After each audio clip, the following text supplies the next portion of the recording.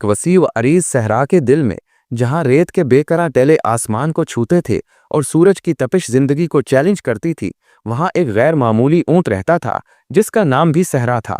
सहरा अपनी नस्ल में सबसे नुमाया था। इसका कोहान मजबूत, रंग सुनहरा और आंखें गहरी थीं जो सहरा के सारे राज समोए हुए लगती थीं। उसकी चाल में एक वकार और दबदबा था जो उसे बाकी ऊंटों से मुमताज करता था। वो सिर्फ एक जानवर नहीं था बल्कि सहरा की ताकत, सब्र और इस्तकामत का जीता जागता नमूना था।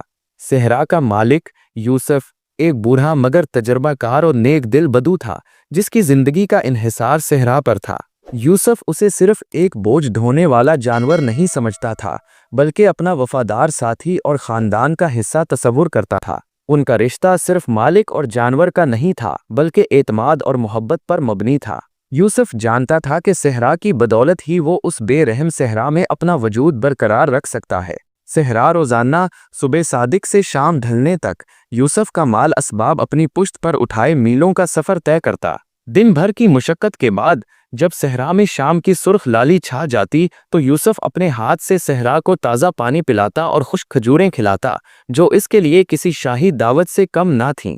एक बार सहरा में एक खौफनाक तूफान आया। ये सिर्फ रेत का तूफान नहीं था बल्कि सहरा की रूह को हिला देने वाली कुदरती आफत थी। रेत का हर जर्रा जैसे आसमान से आग बनकर बरस रहा था। चारों तरफ अंधेरा छा गया और 10 कदम पर भी कुछ नजर नहीं आता था। यूसुफ और सहरा एक छोटे से काफले का हिस्सा थे जो दूर दराज मंडी की तरफ जा रहा था, लेकिन तूफान ने पलक झपकते ही उन्हें काफले से जुदा कर दिया।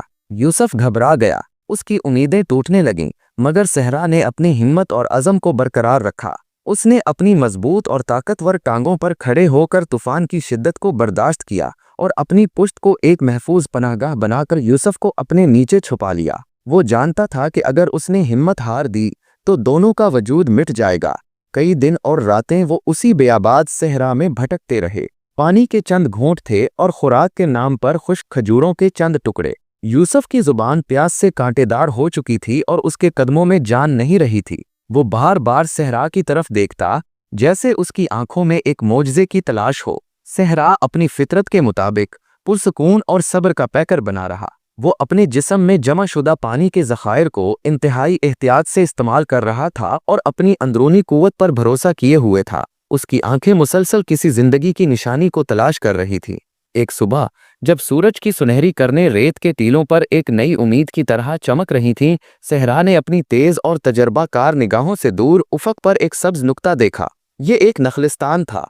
उसकी आंखों में एक चमक आई और उसने फौरन इस सिमत अपनी रफ्तार बढ़ा दी। यूसुफ ने भी इस सब्ज नुक्ते को देखा और उसके मुर्दा जिस्म में जैसे नई रूह दौड़ गई। कुछ ही देर में वो इस हयात बख्श नखलिस्तान तक पहुंच गए। वहां ताज़ा ठंडा पानी था जो जिंदगी का तर्याक साबित हुआ और खजूर के दरख्तों पर पकी हुई खजूरें उनके लिए किसी जन्नत से कम न थीं।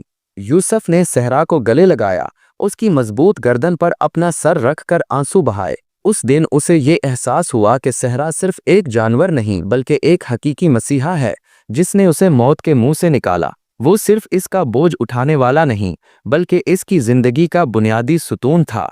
सहरा ने अपनी जिंदगी के आखिरी अय्याम तक यूसुफ का साथ निभाया।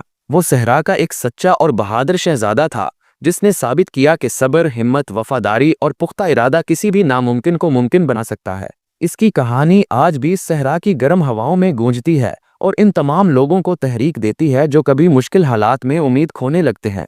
सहरा की कहानी सिर्फ एक ऊंट की कहानी नहीं बल्कि जिंदगी के चैलेंजों का सामना करने और इन पर फतह पाने की एक लाजवाब दास्तान है।